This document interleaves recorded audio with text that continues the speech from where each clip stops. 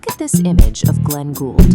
He's completely hunched over the piano, deep in a performance of Bach. To the average person, playing a piece this complex demands complete mental focus. But if you watch footage of Gould, or talk to any virtuoso, you'll see something bizarre.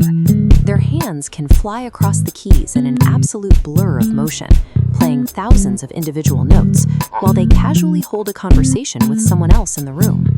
For a normal brain, attempting this should result in an immediate biological bottleneck. Reading the music, moving both hands independently, and interpreting complex rhythms all at once should overload your working memory.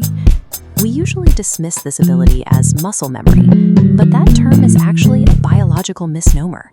Your physical muscles do not have memories.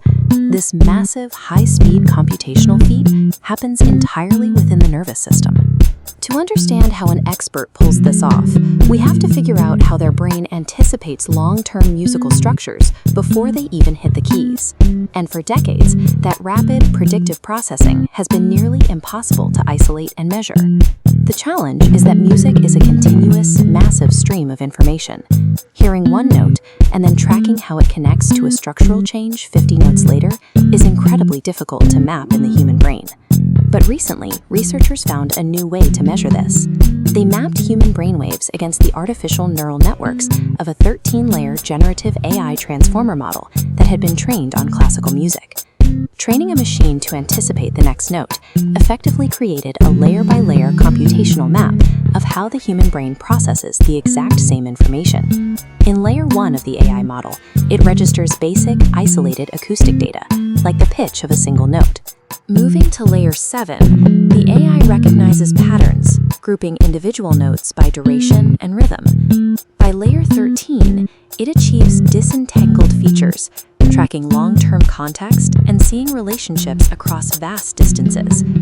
Researchers wanted to know if our brains follow this same progression, so they recorded the brainwaves of expert pianists, non-musicians, and neurological patients using scalp and surgical electrodes while they listened to Bach. They took that biological data and laid it directly over the AI's 13 layers, creating a side-by-side comparison to see exactly how much context a human brain can hold before it maxes out. This graph tracks that exact capacity.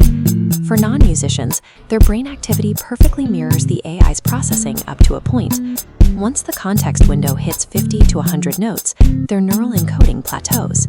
But the trained musician's brainwaves keep climbing, matching the deepest AI layers up to a 300-note context window. The researchers mapped exactly what was happening in the brain, but they also used the intracranial data to pinpoint where it occurs. It turns out this deep contextual processing does not happen in the primary auditory cortex, the part of the brain that first receives sound. It takes place further out along the neural pathway, in regions like the temporal pole. And in expert musicians, this profound structural analysis becomes highly lateralized, leaning heavily on the left hemisphere of the brain. Years of intense practice physically expands and relocates how the brain processes sound. The musician's mind claims new neural real estate, specifically to handle massive, complex data structures. This brings us back to our original mystery: how a pianist can perform a masterpiece while casually holding a conversation.